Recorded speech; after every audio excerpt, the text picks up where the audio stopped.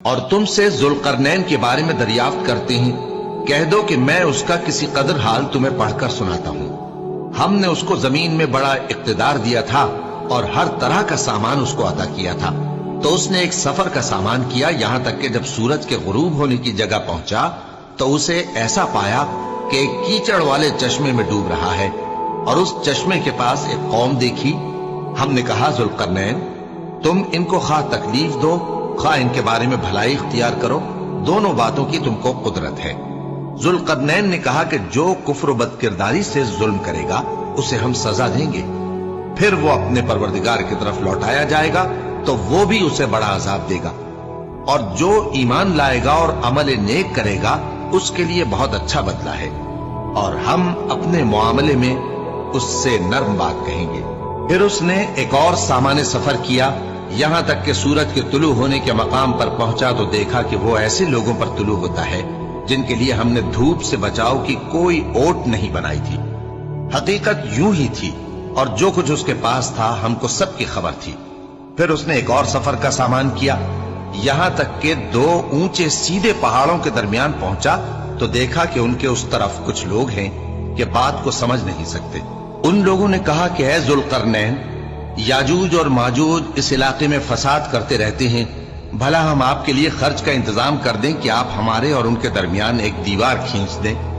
ذوالقرنین نے کہا کہ خرچ کا جو مقدور اللہ نے مجھے بخشا ہے وہ بہت اچھا ہے، تم مجھے قوت بازو سے مدد دو، میں تمہارے اور ان کے درمیان ایک مضبوط رکاوٹ بنا دوں گا۔ تم لوہے کے بڑے بڑے تختے میرے پاس لاؤ۔ چنانچہ کام جاری کر دیا گیا، یہاں تک کہ جب اس نے دونوں پہاڑوں کے درمیان کا حصہ برابر کر دیا اور کہا کہ اب اسے دھوکو،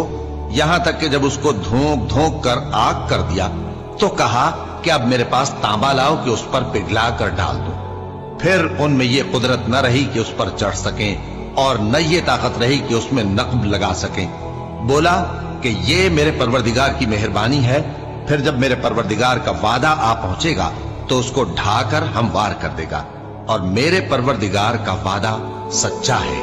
اس روز ہم ان کو چھوڑ دیں گے کہ روئے زمین پر پھیل کر ایک دوسرے میں گھس جائیں گے، اور سور پھونکا جائے گا تو ہم سب کو جمع کر لیں گے، اور اس روز ہم جہنم کو کافروں کے سامنے لائیں گے، جن کی آنکھیں میری یاد سے پردے میں تھیں اور وہ سننے کی طاقت نہیں رکھتے تھے۔ اب کیا کافر یہ خیال کرتے ہیں کہ وہ میرے بندوں کو میرے سوا اپنا کارساز بنائیں گے تو میں خفا نہیں ہوں گا؟ ہم نے ایسے کافروں کے لیے جہنم کی مہمانی تیار کر رکھی ہے۔ کہہ دو کہ ہم تمہیں ایسے لوگ بتائیں جو اعمال کے لحاظ سے بڑے نقصان میں ہیں۔ یہ وہ لوگ ہیں جن کی دوڑ دھوپ دنیا کی زندگی میں برباد ہو گئی، اور وہ یہ سمجھے ہوئے ہیں کہ وہ اچھے کام کر رہے ہیں۔ یہ وہ لوگ ہیں جنہوں نے اپنے پروردگار کی آیتوں کو نہ مانا اور اس کے سامنے جانے سے انکار کیا، تو ان کے اعمال ضائع ہو گئے، سو ہم قیامت کے دن ان کے لیے کچھ بھی وزن قائم نہیں کریں گے۔ یہ ان کی سزا ہے، یعنی جہنم، اس لیے کہ انہوں نے کفر کیا اور ہماری آیتوں اور ہمارے پیغمبروں کی ہنسی اڑائی۔